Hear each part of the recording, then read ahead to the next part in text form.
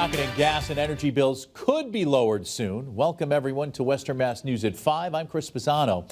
The state's Department of Public Utilities is out with a new guidance for their energy efficiency plan that they believe could put more money in your wallet.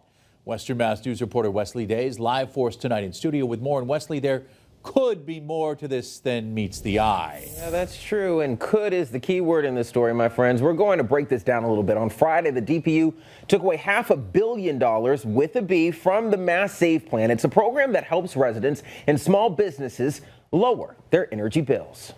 The program started as a policy that requires utility distribution companies to develop energy efficiency plans to help sustain our environment in changing climate. For electric customers, you'll see the line in your bill that spotlights the program and the part you pay to make it work. For our gas users, it's part of that controversial delivery fee we've seen. The budget for this program is proposed every 3 years. Well, here's the thing. I took a look at this order by the DPU and the fine print. We found the 2022 to 2024 plan budget was $3.95 billion. The proposed one for this year and the next 2 years after, prior to the reduction, was estimated around $5 billion. Factor in the reduction, the program still ends up with a higher budget with $4.5 billion. So I reached out to Eversource to get answers on what this means for you at home and how this reduction would impact the bills.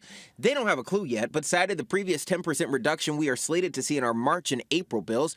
Meanwhile, Governor Maura Healey tells us, quote, high costs are impacting everyone right now, and the spike in gas prices is unacceptable. The $500 million reduction in the Mass Save budget will mean real savings for people while ensuring the vital money savings from energy efficiency can move forward. We also know this is not enough. We need urgent action to continue to bring down cost and prevent these price spikes from happening again. Talk about National Grid.